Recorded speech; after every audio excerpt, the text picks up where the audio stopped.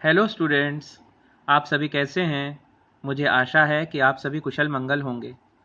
कल हमने जिन विषयों का अध्ययन किया था उनका नाम था भाषा, लिपि और व्याकरण।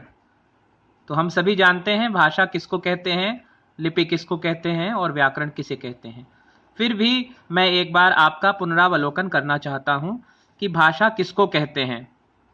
भाषा वह साधन है जिसके द्वारा हम अपने विचारों का बोलकर, सुनकर अथवा लिखकर अथवा पढ़कर अपने विचारों का आदान प्रदान करते हैं। ठीक है। उसके बाद हम लोगों ने लिपि के बारे में पढ़ा था। तो लिपि को क्या कहते हैं? भाषा के लिखने के ढंग या विधि को हम लिपि कहते हैं। और तत्पश्चात हम लोगों ने पढ़ा था कि व्याकरण किसको कहते हैं। तो मैं फिर से बताना चाहता हूं ताकि आपको याद रह जाए कि व्याकरण वह शास्त्र है जिसके माध्यम से हम भाषा की अशुद्धियों को दूर करते हैं, उन्हें शुद्ध रूप से लिखना, पढ़ना, बोलना आदि सीखते हैं। ठीक है।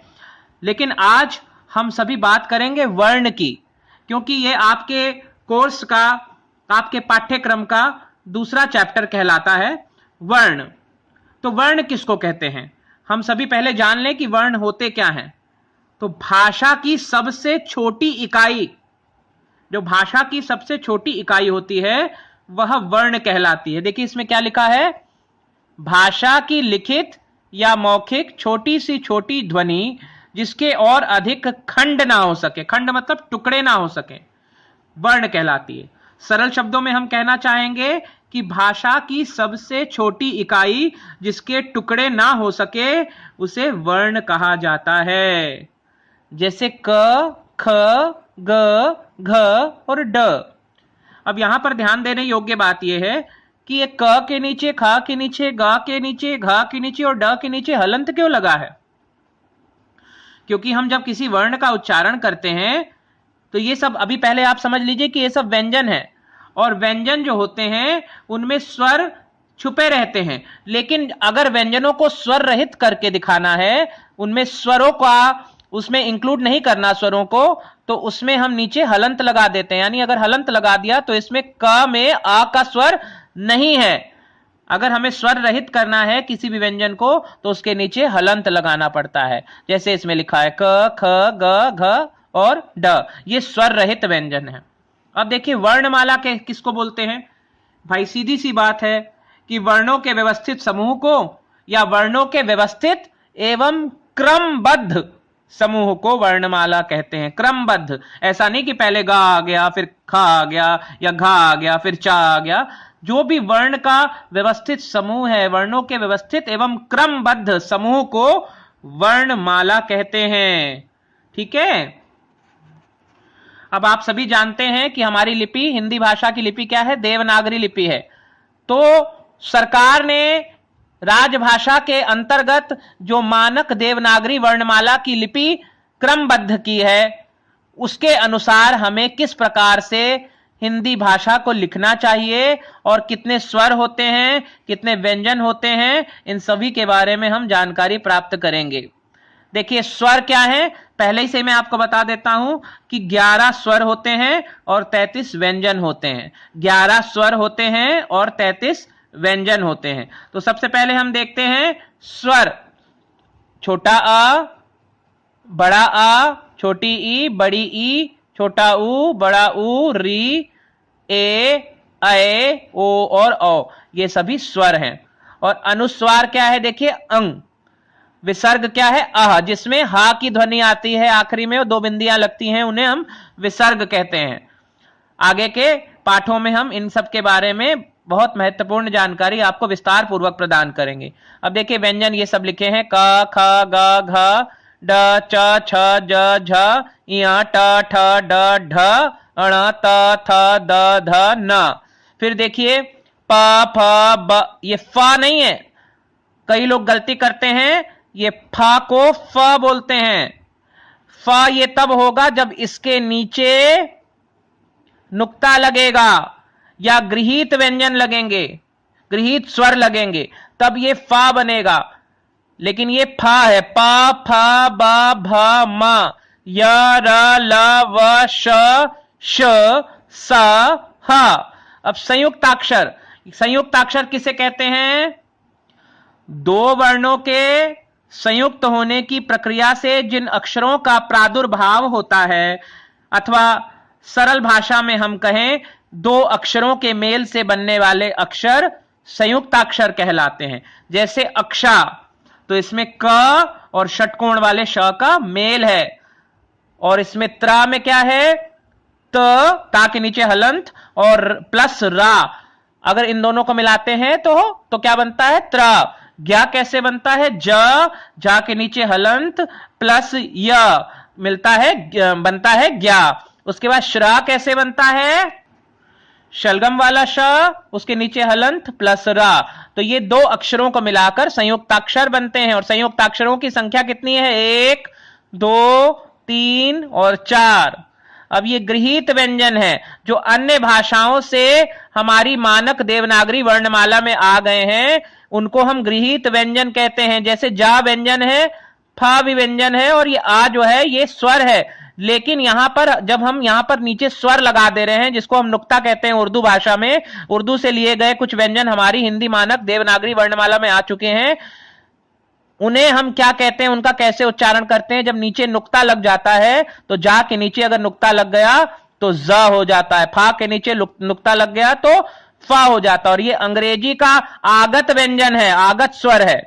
आगत स्वर यानी अंग्रेजी आदि भाषाओं से, जो विदेशी भाषाएं हैं उनसे जो व्यंजन या स्वर हमारी भाषा में आकर सम्मिलित हो गए हैं, उन्हें आगत व्यंजन अथवा आगत स्वर कहा जाता है। जैसे इसका इस्तेमाल हम क्या करते हैं, इसको चंद्रबिंदी नहीं कहते अथवा अनुनासिक नहीं कहते, ये आगत स्वर है। और इसका जो प्रयोग होता है वो अंग्रेजी के शब्दों में होता है। जैसे हम लिखते हैं डॉक्टर, तो डा में आ की मात्रा, ऊपर ये चंद्रमा लगाते हैं और आधा का टा और रा, डॉक्टर लिखते हैं। अब देखते हैं हम स्वर एवं उनके भेद। स्वर कितने मैंने बताए थे, स्वरों की संख्या मैंने आपको बताई थी कि स्वर 11 होते हैं। तो स्वर किनको बोलते हैं हम देख लेते हैं, उसकी परिभाषा को अच्छी तरह से अपने मन में स्थित कर लेते हैं, बुद्धि में बैठा लेते हैं कि जिन ध्वनियों के उच्चारण में श्वास वायु किसको बोलते हैं, हमारी जो सांस होती है उसी को श्वास बोला गया है। तो सांस जो शब्द है वो तद्भव शब्द है, और श्वास जो शब्द है वो तत्सम शब्द है। तद्भव शब्द क्या होते हैं, तत्सम शब्द क्या होते हैं, वो हम आने वाले आगे के पाठों में इसका विवरण करेंगे, वर्णन करेंगे, और आपके मन के जो भी संशय है उनका निवारण करेंगे। तो देखते हैं हम क्या लिखा है। स्वर किसको बोलते हैं, जिन ध्वनियों के उच्चारण में श्वास वायु बिना किसी रुकावट के मुख से निकलती है उन्हें स्वर कहते हैं। श्वास वायु बिना किसी रुकावट के निकलती है, यानी जो हमारी श्वास है वो किसी भी प्रकार से ना होठों का स्पर्श करती है, ना जिह्वा का स्पर्श करती है, ना कंठ का स्पर्श करती है, ना दांत का स्पर्श करती है, ना मूर्धा का स्पर्श करती है। तो ये जो स्वर हैं, इन ध्वनियों के उच्चारण में श्वास वायु बिना किसी रुकावट के मुख से निकलती है, उन्हें स्वर कहते हैं। फिर से पढ़ लेते हैं। जिन ध्वनियों के उच्चारण में श्वास वायु बिना किसी रुकावट के मुख से निकलती है उन्हें स्वर कहते हैं। उदाहरणार्थ देखिए, छोटा आ, बड़ा आ, छोटी ई, बड़ी ई, छोटा ऊ, बड़ा ऊ, री, ए, ओ और औ। इन सभी स्वरों के उच्चारण में जो श्वास वायु है वो बिना किसी रुकावट के मुख से निकलती है। ठीक है, अब देखिए हम स्वरों के भेद पढ़ते हैं। ओष्ठाकृति के आधार पर स्वर के दो भेद होते हैं। ओष्ठाकृति मतलब होंठ, ओष्ठ मतलब होंठ। ओष्ठ जो है वो तत्सम शब्द है और होंठ जो है वो तद्भव शब्द है। तो जिन स्वरों के उच्चारण में होठों का आकार गोल हो जाता है वो कौन से स्वर होते हैं, छोटा ऊ, बड़ा ऊ, ओ, और आ। अब इनका जो आकार होता है वो गोल हो जाता है। जब हम इनका उच्चारण अपने मुख से करते हैं तो इन स्वरों को बोलने में जो हमारे होठों का आकार है वो कैसा हो जाता है, गोल हो जाता है। इसीलिए एक आधार ये है, ओष्ठाकृति के आधार पर स्वर के दो भेद होते हैं। यानी पहला जो आधार है वो वृत्ताकार। वृत्ताकार मतलब वृत्त मतलब गोलाकार हो जाता है हमारा मुंह। जिन स्वरों के उच्चारण में होठों का आकार गोल हो जाता है उन्हें हम वृत्ताकार स्वर कहते हैं। अब देखिए दूसरे प्रकार के जो ओष्ठाकृति के आधार पर स्वर के दो भेद जो बताए गए हैं, उसमें दूसरे प्रकार के जो भेद हैं उनका नाम है अवृत्ताकार। अवृत्ताकार मतलब जो गोल ना हो। तो इसमें क्या लिखा है, जिन स्वरों के उच्चारण में होठों का आकार गोल ना होकर अन्य किसी आकार में हो, जैसे छोटा आ, बड़ा आ, छोटी ई, बड़ी ई, ए। अब देखिए इन स्वरों के उच्चारण में अगर आप खुद ही उच्चारण करेंगे, स्वयं इन शब्दों इन वर्णों का उच्चारण करेंगे, इन स्वरों का उच्चारण करेंगे, तो आपके होठों का आकार गोल नहीं होगा, लेकिन इन वर्णों का, इन स्वरों का उच्चारण करेंगे तो आपके होठों का आकार, ओष्ठों का आकार गोल हो जाएगा। ठीक है, तो आइए आगे हम चलते हैं, इस पाठ के आगे आगे बढ़ते हैं। अब हमें जानना जरूरी है, आवश्यक है कि उच्चारण समय या मात्रा के आधार पर स्वर भेद। अब हम जानते हैं कि कुछ शब्दों को, कुछ वर्णों को अथवा कुछ स्वरों को, सबके अलग अलग भेद होते हैं। उसी प्रकार से मात्रा के आधार पर स्वरों के भी भेद होते हैं। जैसे पहले लिखा है ह्रस्व स्वर। ह्रस्व मतलब जल्दी जल्दी, लघु स्वर, जिन स्वरों के उच्चारण में एक मात्रा का समय अर्थात सबसे कम समय लगता है, जैसे छोटा, छोटी ई, उ, री, ये सभी स्वर जो हैं ह्रस्व स्वर कहलाते हैं, जिनमें एक ही मात्रा का समय लगता है अर्थात सबसे कम समय लगता है, अ, ई, उ, री। और दीर्घ स्वर में देखिए जब हम उच्चारण करते हैं तो जिन स्वरों के उच्चारण में दो मात्राओं या एक से अधिक मात्रा का समय लगता है, जैसे आ, ई, ओ, ए, आए, ओ, औ, इनमें एक से अधिक मात्रा लग रही है, इसलिए इन्हें हम दीर्घ स्वर कहते हैं।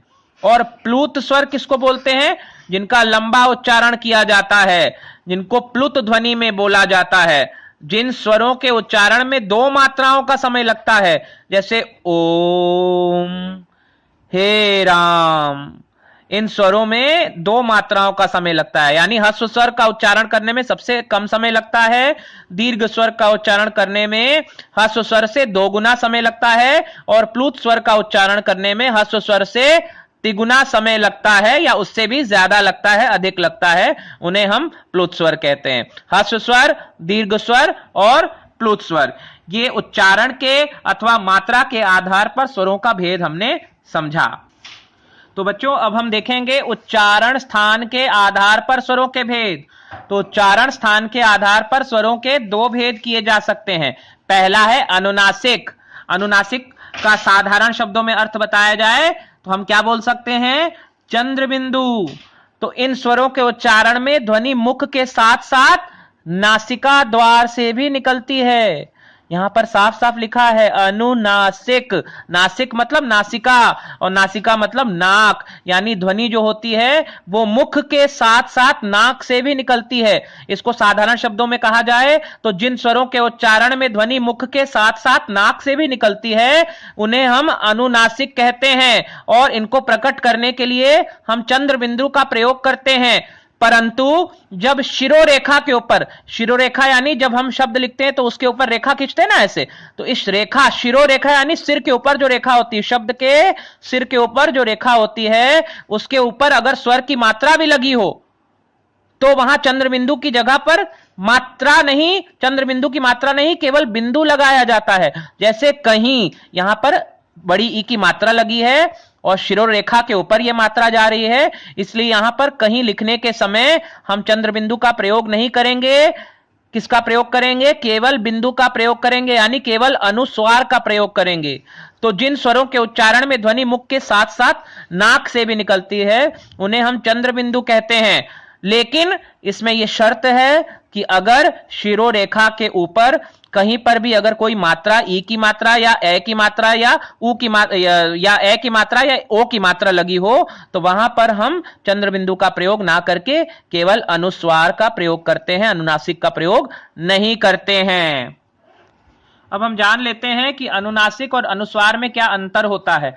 तो अनुनासिक और अनुस्वार, अनुनासिक मतलब चंद्रबिंदी और अनुस्वार मतलब केवल बिंदु। अनुनासिक और अनुस्वार में मूल अंतर यह है कि अनुनासिक स्वर स्वर हैं, जबकि अनुस्वार मूलतः व्यंजन है। जैसे हंस, तो उससे क्या बनेगा, हंसना, और हंस हंस यहां पर क्या है, हंस एक पक्षी का नाम है, ठीक है। अब देखिए व्यंजन किसको बोलते हैं, अभी तक हम स्वरों के बारे में जानकारी प्राप्त कर रहे थे, अब व्यंजन हम देख लेते हैं किसको बोला जाता है। तो लिखा है जिन ध्वनियों के उच्चारण में श्वास वायु मुख के किसी भाग से टकरा कर बाहर आती हो उन्हें व्यंजन कहते हैं। हमने स्वरों के उच्चारण में पढ़ा था कि जिन वर्णों के या जिन ध्वनियों के उच्चारण में श्वास वायु मुख के किसी भी भाग को स्पर्श किए बगैर ही बाहर आती है उन्हें हम स्वर कहते हैं। परंतु व्यंजन में उल्टा है इसका कि जिन ध्वनियों के उच्चारण में श्वास वायु मुख के किसी भाग से टकराकर बाहर आती हो उन्हें हम व्यंजन कहते हैं। तो व्यंजन कितने प्रकार के मैंने आपको बताया था शुरू में, व्यंजन 33 प्रकार के हैं और स्वर कितने प्रकार के हैं, 11 प्रकार के। कल आने वाले समय में हम इस पाठ को आगे बढ़ाएंगे और आगे बढ़ाते हुए हम आपको और कई सारी रोचक जानकारियां प्रदान करते रहेंगे। तब तक के लिए धन्यवाद।